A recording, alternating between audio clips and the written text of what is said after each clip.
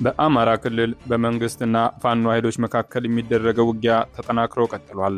የፋኖ ኃይሎች ወደ ኦሮሚያ ክልል ተሻግረው በክልሉ የጸጥታ ኃይሎች ላይ ጥቃት መሰንዘራቸውም ተሰምቷል። በትላንትናው ዕለት ሚያዝያ 23 ቀን 2018 የፋኖ ኃይሎች በኦሮሚያ ክልል በአዳማ ወረዳ ልዩ ቦታው በመኩዬ ሃሮ ቀበሌ በሰፈረው የኦሮሚያ ሚሊሻ ላይ ከፍተኛ ጥቃት ሰንዝረዋል። ከ67 በላይ የሚሆኑ የኦሮሚያ ክልል ሚሊሻዎች እንደተገደሉም ተገልጿል። በድጋሚ በዚህ የኦሮሚያ ክልል ሐሙስ ገበያ አቅራቢያ ልዩ ቦታው ዘንጎ ኪዳነ ምሕረት ተብሎ በሚጠራ ቦታ የኦሮሚያ ልዩ ኃይል ምሽግ ላይ በመግባት የፋኖ ኃይሎች በሰነዘሩት ድንገተኛ ጥቃት 12 የኦሮሚያ ልዩ ኃይሎች የሞትና የቆስለት ጉዳት አጋጥሟቸዋል ተብሏል።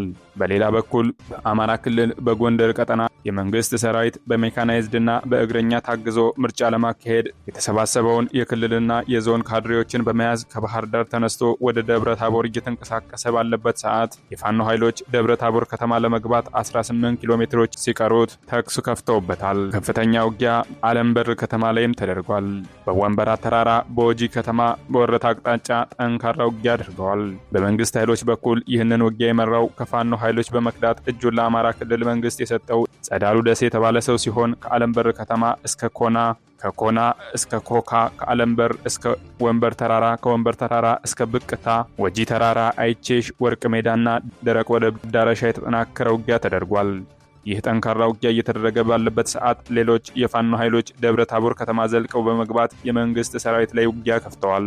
የፋኖ ኃይሎች በማጥቃት ላይ የተመሰረተ ውጊያ ያደረጉ ሲሆን የመንግስት ሰራዊትን ምሽግ ለመያዝ ደብረ ታቦር ኢየሱስ ላይ ከፍተኛ የሆነ ትንቅንቅ ተደርጓል። ውጊያው የተደረገባቸው ቦታዎች ደብረ ታቦር ኢየሱስ፣ ወርቄን፣ አምባ ሜዳ፣ ደብረ ሲና ናቸው። በዚህ ጠንካራ ውጊያ የመንግስት ኃይሎች ከፍተኛ ጉዳት አስተናግደዋል ተብሏል። በሌላኛው ወሎ ቀጠና መንግስት የምርጫ ካርድ ውሰዱ በሚል በ3 ቦታዎች ማለትም አዲስ ፋና ትምህርት ቤት፣ ሙጃ አንደኛ ደረጃ ትምህርት ቤት መጋዘን ላይ ባዘጋጀው የካርድ ውሰዱ ቅስቀሳ ፕሮግራም ፋኖ ኃይሎች የመንግስት ኃይሎች ላይ ተኩስ ከፍተዋል። በኦፕሬሽኑም 4 የመከላከያ ሰራዊት አባላት ሲገደሉ ከ5 በላይ እንደቆሰሉ ተሰምቷል። በዚሁ በወሎ ቀጠና በሰሜን ወሎ ሀብሩ ወረዳ ልዩ ቦታው ሊብሶ ተብሎ በሚጠራ ስፍራ የፋኖ ኃይሎች በፈጸሙት የደፈጣ ጥቃት 12 የሚሆኑ የክልሉ የጸጥታ ኃይሎች ከፍተኛ ጉዳት አስተናግደዋል ተብሏል። በዚህም የመንግስት ኃይሎች የክልሉን የሚሊሻ ታጣቂዎችን ለመደገፍ በዙ 23 የታገዘ ውጊያ ከፍተው ለማጥቃት ጥረት ቢያደርጉም የፋኖ ኃይሎች ጥቃቱን ከፈጸሙ በኋላ በፍጥነት ቦታውን ስለቀየሩ ውጊያውን እንደቆመ ነው የተገለጸው። ለተከታታይ 2 ቀናት በቀጠለው አውደ ውጊያ ከ35 በላይ የመንግስት ሰራዊት ተገድሏል ተብሏል።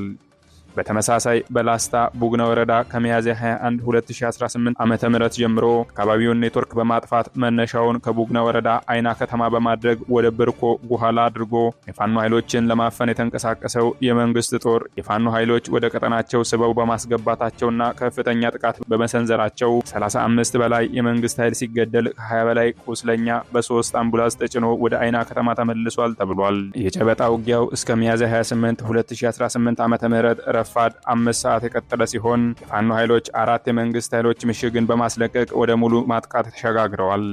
የመንግስት ሰራዊት ከብርኮ ወደ አይና ከተማም እንዳፈገፈገ ተገልጿል። ወደ ጎንደር ቀጠና ስንመለስ በትላንትናው ዕለት ሚያዝያ 23 2018 ዓ.ም የመንግስት የጥምር ሰራዊት መነሻውን በ3 አቅጣጫ ማለትም ቁጥር 4 ሽንፋ፣ ቱመትና ዱባባ በማድረግ ወደ ቁጥር 1 በመጓዝ ላይ ያሉ ከቀኑ 9 ሰዓት እስከ 10 ሰዓት ተኩል የፋኖ ኃይሎች ተኩስ ከፍተውበታል። በውጊያው የመንግስት ኃይሎች ጉዳት አስተናግደው ወደ ኋላ ፈግፍገዋል ተብሏል። በተመሳሳይ በሸዋ ቀጠና በመኮይ 05 ቀበሌ 8 የመንግስት አመራሮች ላይ የፋኖ ኃይሎች ጥቃት ሰንዝረዋል። ጥቃቱ የደረሰባቸው አመራሮችም በ3 አምቡላንሶች ተጭነው ለሕክምና ወደ ደሴ ሆስፒታል መወሰዳቸው ተረጋግጧል።